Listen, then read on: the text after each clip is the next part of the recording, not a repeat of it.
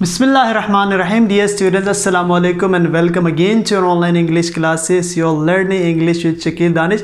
Dear students, आज के lecture में हम कंडीशनल सेंटेंस को डिस्कस करेंगे. We will discuss first conditional and second conditional. First conditional को हम रिवाइज करेंगे, इसको हम पहले लेक्चर्स में डिस्कस कर चुके हैं. आज हमारा जो मेन फोकस है वो है second conditional type. Conditional type चार कंडीशनल टाइप होते हैं. First conditional type, second conditional type, third conditional type and zero conditional type होता है. लेकिन आज के लेक्चर में हम पर्टिकुलरली फर्स्ट कंडीशनल टाइप को डिस्कस करेंगे और सेकंड कंडीशनल टाइप्स को डिस्कस करेंगे.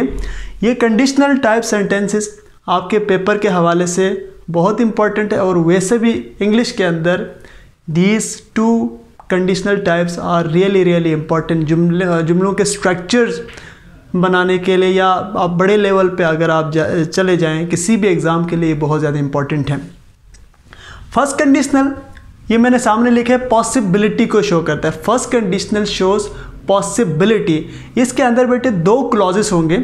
एक क्लॉज को आप इफ़ क्लॉज कहेंगे और उसके साथ दूसरा क्लॉज होगा, यानी इसके अंदर ये एक लॉन्ग सेंटेंस होगा और इसके अंदर छोटे छोटे दो जुमले होंगे.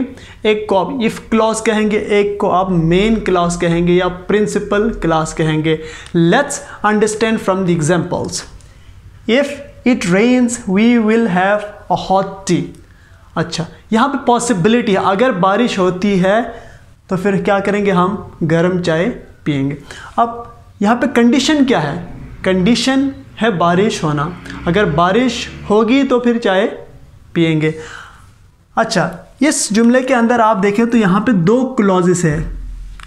इफ़ इट रेन्स ये क्लॉज है और कॉमे के बाद we will have a hot tea, this is the second clause. यानी इस लॉन्ग सेंटेंस के अंदर दो शॉर्ट सेंटेंसेस है. क्लॉज एक छोटा जुमला होता है जिसमें एक सब्जेक्ट होता है और एक वर्ब होता है. जिस क्लॉज के साथ इफ अटैच है उसको इफ क्लॉज कहते हैं या सब ऑर्डिनेटिंग क्लॉज कहते हैं, और जो सामने वाला जुमला है इसको मेन क्लॉज कहते हैं या प्रिंसिपल क्लॉज कहते हैं या इसको इंडिपेंडेंट क्लॉज कहा जाता है.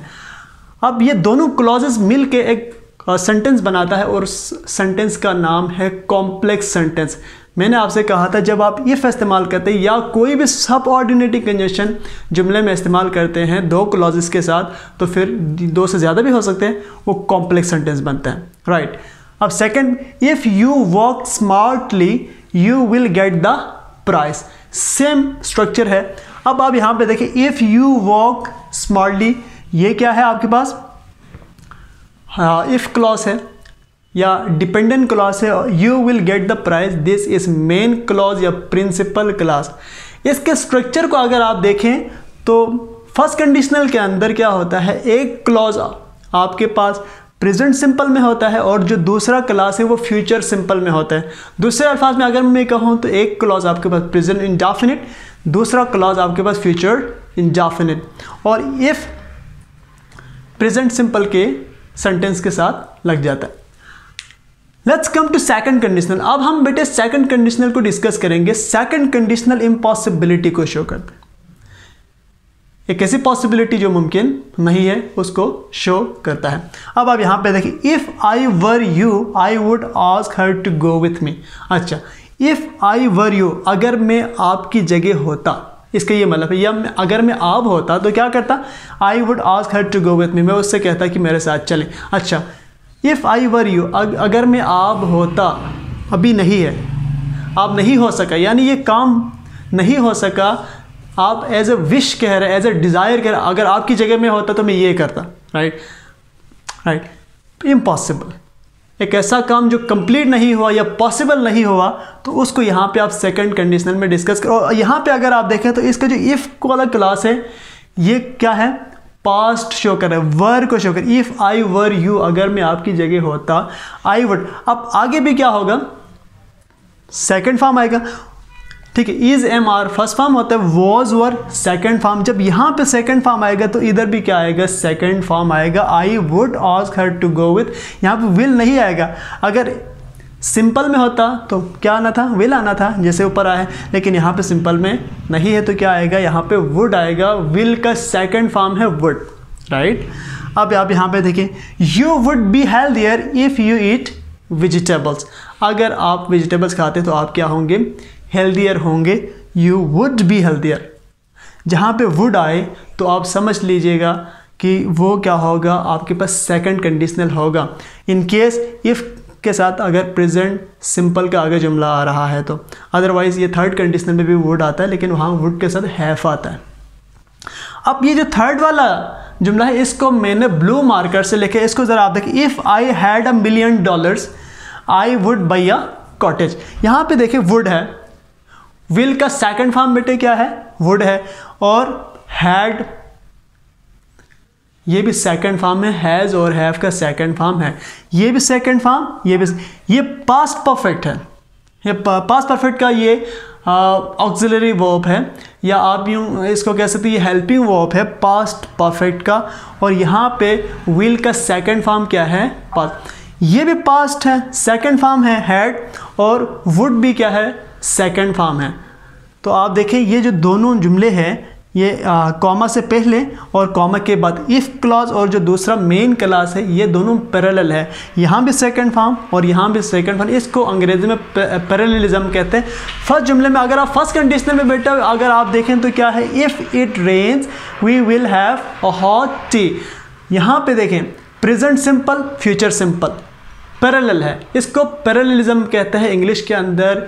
ये एक बहुत ही बड़ा चैप्टर है, उसको हम यहाँ पे डिस्कस नहीं करेंगे। आप यहाँ ये याद रख लें कि जो जुमले होते हैं एक सेंटेंस के अंदर जो क्लॉजेस होते हैं उनका पैरेलल होना ज़रूरी है। पहला सेंटेंस अगर पास्ट में है तो आगे भी पास्ट में होना चाहिए, सेकंड फॉर्म यहाँ है तो यहाँ भी सेकंड फॉर्म होना चाहिए। ये सेंटेंस को परखने का, उसको अंडरस्टैंड करने का एक तरीका होता है।